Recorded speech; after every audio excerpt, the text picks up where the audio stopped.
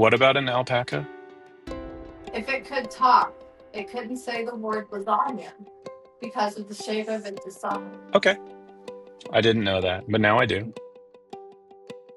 Oh, now we're just on Aaron's feet. We're gonna have to start charging monthly again. You go to feetfinder.com. Drop the link. Okay, URL. No.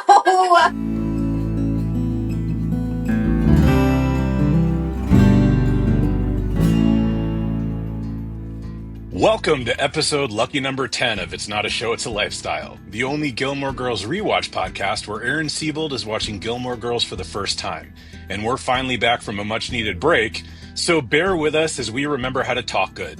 As always, I'm here with our resident Gilmore Girls expert, Ashley Kopshow, who will be walking Erin through what she just witnessed.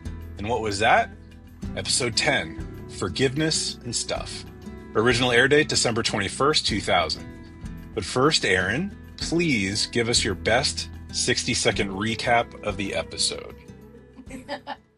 Okay, so I watched this in a couple different sit downs. So, the most important thing I remember is baby Jesus has no arms. 10 seconds. Okay, and it's a girl. Baby Jesus is a girl. We know this because it has a bow on.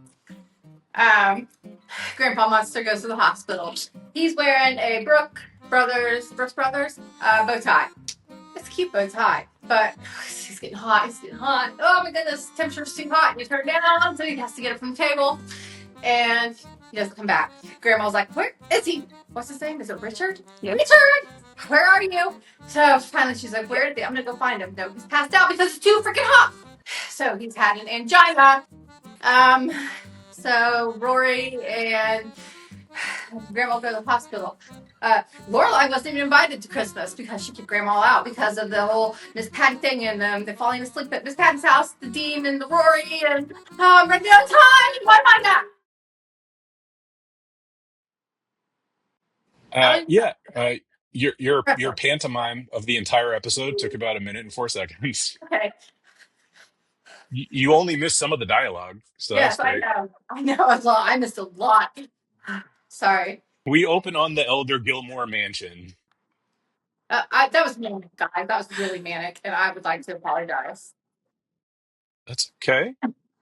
We're recording early today, so I don't know how long it takes for your pills to kick in.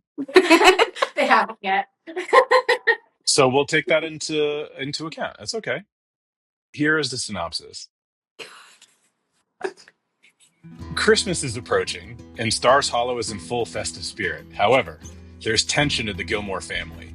After the events of last episode, Rory is still not on speaking terms with her grandmother. That part. At Friday night dinner, things escalate when Emily disinvites Lorelai from the annual Christmas party at the Gilmore mansion, claiming there's no room for her.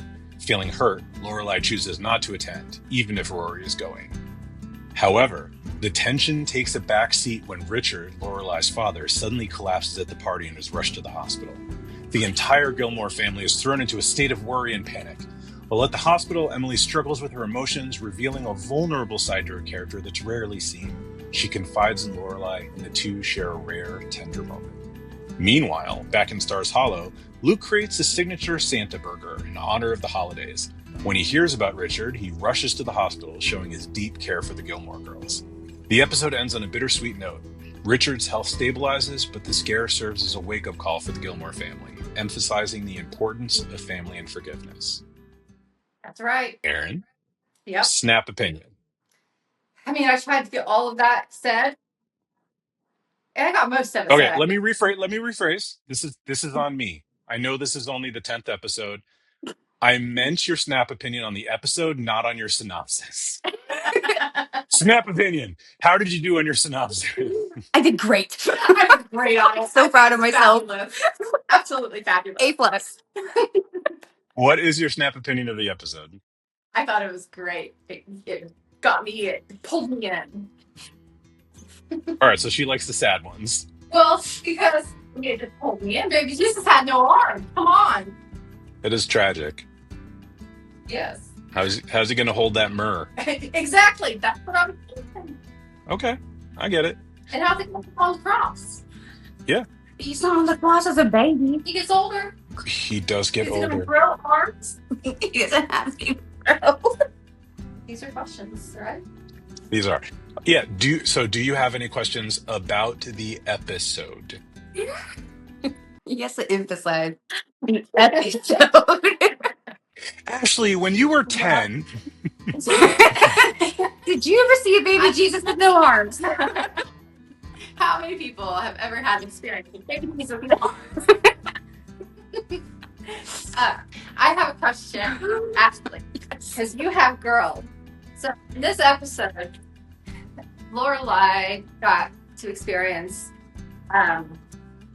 boyfriend Dean coming to Rory's window and tap tap tap tap tapping on it, and Rory wasn't home. So Lorelai opened the window and was like, "Hi, Dean. What do you do? We have front doors too." I went through this one time, and my mom was like, "Hey, Travis, we have front doors too." It was pretty funny. But have you ever gone through that? Because I don't have like kids that I have experienced that with. Have you ever experienced that with your girls? No, Not yet. not yet. I bet you're going to though. Nevaeh doesn't have time. Not yet. Not yet. As of this moment, no. The only time we ever came close, and it wasn't even like a boy, we all had COVID except for Chloe. So she was like stuck in her room and she was having a meltdown because she's like, I can't live like this. And people She's the kept. only one that didn't have it. Oh, that poor girl. But she has the biggest room. She does have the biggest So room. that's good. So people kept coming to her window and was like giving her like games and stuff. That's really it. So what are you going to do when that happens? Because it's going to happen. Are you going to play it cool like Lorelai? Or are you going to like flip out? I mean, Because Lorelai plays I pretty think it would depend. Nevaeh's allowed to date. She's just not allowed to tell anybody where she lives. Yes. Okay. See, everyone knew where I lived because I was from such a small town. And I mean, the school community is really small. Like, and because I worked at the school, like everybody knows us, you know. But I think it would determine if the boy stayed outside or came inside on where that threshold would be. I mean, if they're just coming by and saying hi or whatever, I don't care. That's fine. But he stays outside. Now, Jake, you're from a much larger community. How would you go about that with your girls? Someone coming and tap, tap, tapping on the window. Well, this is why I have them on the second story. So in reality, I'd first have to talk to them about their ingenuity, the dangers of standing on the top part of a ladder. There's Spider-Man walking on the wall. Well, let me tell Or you I could just go how. I could just peel their fingers off and let them. I like that one better. Let me tell you how my house made it so convenient. I grew up in a funeral home, and so we had this first floor window that was busted out, and it would just like pull out like a ladder. So it was very convenient. They could just walk right up it onto the flat roof and climb right up to my window. So it was very convenient for anybody that wanted to come up to my window, Especially Travis. especially Travis. And we're just gonna skirt right by the of course you did grew up in a funeral home. Yeah. Yeah, that's public knowledge. Yeah. That's fair. Yeah, maybe it was my parents' fault. Yeah, sure. They didn't think about blocking that off. So we can like, let's take this all back around. Mom, Dad, this is your fault. Fair enough. Any other Is questions? that why grandma picks on people? That's my grandma pissed off in 8th grade. Yes. Oh yeah, what would your grandma say if someone came knocking on your door or your window? Oh, my grandma, I shocked them. My grandma, It's like she'd she was a say, badass bitch.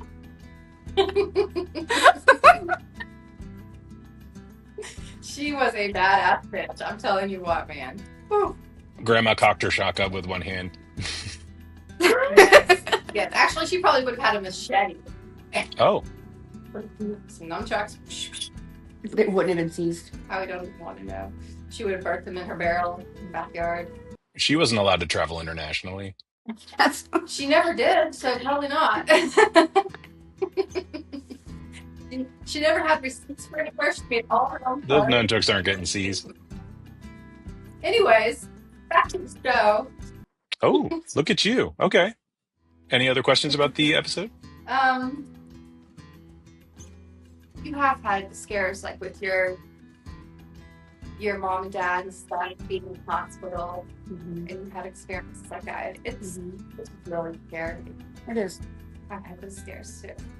The week before my wedding, my dad had a stroke. Nuh-uh. Yeah. It was like a Tuesday, I think. He suffered a stroke, went to the hospital by ambulance, and they did all the things and all the tests, and we got married on Saturday, and Friday he was still there. And so we were trying to figure out if we were going to like postpone it, if we were just going to go to like the hospital and get married, and instead of having the wedding, doing like the reception. And the whole week he kept telling me that because he was supposed to make my wedding cake too. That's right. So he kept saying that he was going to be there to walk me down the aisle and he was going to make the cake. And I was like, no, you're not. Like, it's Friday. We get married tomorrow. So this was an argument. And so like we had already decided we were just going to go there, get married, and then have a big reception. I don't know what he did or how all the woo-woo worked, but he was released from the hospital at like 6 or 7 at night. He made my wedding cake that night, took it to the place, and walked me down the aisle Saturday. Wow. Yep. I'm shocked that he was able to walk. I am too. There wasn't a whole lot of damage done to it. Okay. Yeah. The only thing he was really upset about was when they turned into the wedding venue, I don't know what happened, but when they turned, the cake flipped a little bit. Oh, so what? That's what I said. And so he was like trying to fix it there. And I was like, it is not that deep. But yeah. That he was there. Had a stroke, did all the things, had all the tests, went through all the therapy while he was in the hospital, stayed up all night, made my cake, and walked me down the aisle. Oh, wow. I'm so sorry that happened. That's an amazing story. And then that same week, I slipped and busted my knee. Of course. So, like, it was swollen under my wedding dress. And trying to wear those heels was horrible. Flip-flops. Well, I wore them down the aisle and like through the wedding, but as soon as it was over, like they came off, and like I was limping the entire time. Yeah, I don't do heels. I do. I like heels. I like them, but I don't do them. But I also got married on the beach, so I was in flip-flops. Yeah, shut up. Well, it was a cheap wedding. I mean, to get married on the beach, destination wedding, honeymoon included, and everything was the same cost as getting an actual wedding and going on a honeymoon. So, I mean, okay, your version of the same cost or normal people's version of the same cost? Well, actually both. I mean, I think, okay, my version, I guess. Thank you. I am a little bit. Okay. Sorry. So, more questions about the show. Yeah, the show. I want to ask a question, but you can't answer it, so I can't really ask it. Because I want to know if Dean and Rory are going to continue to see each other. That just yeah, I know. And he says that if she doesn't go to Harvard, that's not going to be because of him. Mm-hmm. And I have questions about that, and I know that you can't answer them there. What is your question, Steph? Okay, so he says that, if she doesn't go to Harvard, it's not going to be because of him. Mm-hmm. And I want to know, is she going to go to Harvard, or is she going to go to... Is she going to do it, and is it going to be because of him if she doesn't, So... Okay, so what I'm hearing from you right now is when we first started this, your whole thing was she was going to turn out just like her mom. She was going to drop out of Chilton. She was not going to go to college. She was not going to do what she wanted. So now your focus has switched to where now you're questioning if she's actually going to go to Harvard. Yes, because she wants it. So what? Okay, so I want to know your opinion now. Like, we're 10 episodes in. Oh. Obviously, you're starting to rethink some things. So... What do you predict now for Rory? I think that in the beginning I saw how hard she was falling for the boy, and that she was really kind of like, oh, I'm just going to kind of give it up for the boy.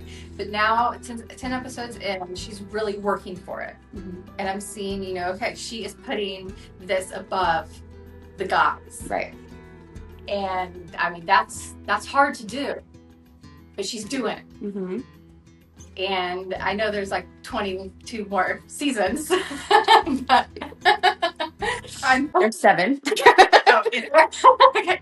I'm hoping that that she keeps that Momentum. attitude and that momentum up of, there's so much more than men, and keeps the school ahead of everything. And see, I think the whole thing at the beginning when she was like questioning not going to Chilton was because she's always been like the reserved, the quiet girl, and she really only had Lane. Boys weren't interested in her. Like, it was just her and Lane her whole life. And then like the town, because the town is just the town. I mean, they're like all one person, and they're like the nosiest people. And she really didn't have room I mean, as soon as Dean got there, like, everybody knew who he was, Yep. As soon as they kissed, everybody, you know what I mean? Like, everybody knew. So That's it's hard exactly to how even, it's really hard to have that kind of relationship or even want that kind of relationship in that setting.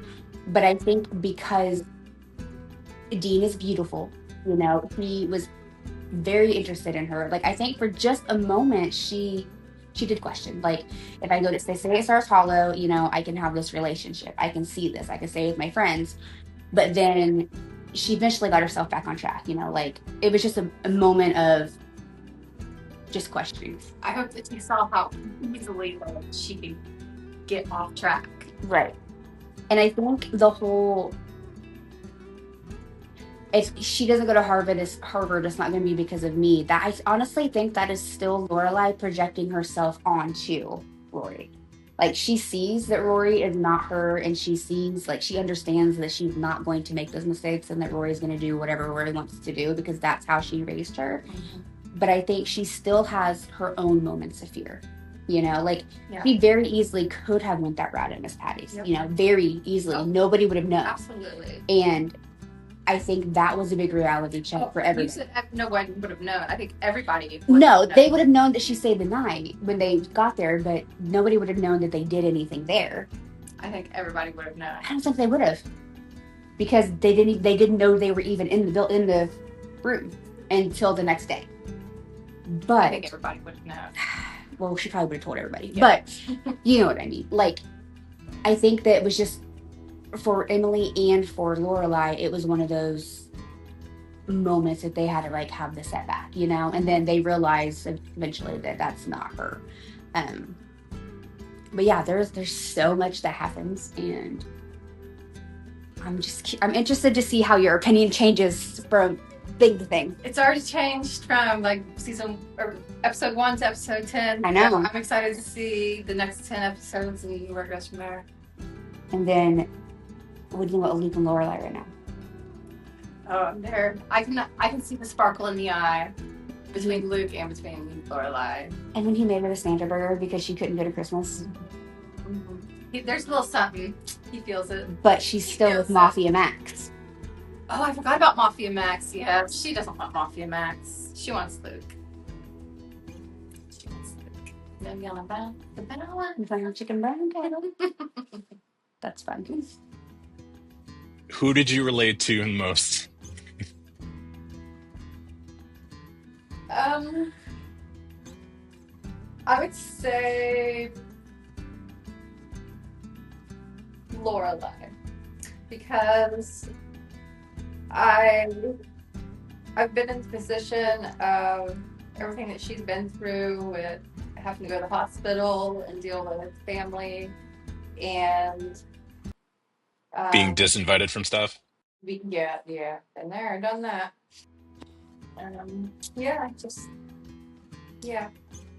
All of that. All the things. All of the things. All right. Ashley?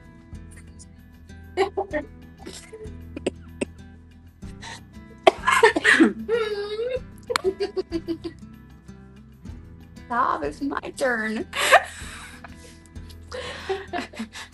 Who did you relate to, Ashley? Who do I relate to the most in the episode? I don't know, maybe Lorelai as well. I've never like been disinvited to something, but I've definitely felt like I'll not. just invite you to my next thing. No, you don't. Just so you know the feeling. Yeah, I will. I will still be here. But no, I think like I said, I've never really been disinvited, but I've definitely felt unwelcome places. So I understand. Like she easily could have went and just made amends and just told or her mom to kind of deal with it, and I'm your daughter, I'm coming regardless. But I think for her, she wanted to carry through. I don't want to say like the empty threat, but the threat. She had to have that for herself and kind of have that healing for her own. But then she goes to the places that she feels comfortable, which is what I would do as well. Like, when I'm down or when something happens, like I go to my village, and that's what she did. And I think that's exactly how I would have handled it. So, Erin, last but not least, next episode, Paris is Burning. What's it about? Based just on the title, Paris is Burning. You want me to guess? We've done this a lot. Every I episode. think they're gonna light fireworks off top the Eiffel Tower and it's gonna catch on fire And why would that be a thing? because Paris is gonna burn. Okay, now just for fun, let's pretend there's a character in the show named Paris. Yeah, I mean, Oh, or that. Think about that. Because there is. I was gonna say that, but I was like, it'll come to her eventually. I forgot. Okay, it could be that girl. That girl. I like my version better. But why would they be in Paris? I don't know. And why would it? Hey, that was the first thing that came to my head. Okay. Okay. All right. Well, I mean, we're gonna find out. So, we'll check that out when we watch Yes, we one are. episode next week and record it. Until then, I will see you guys later. Bye. Bye. Mm.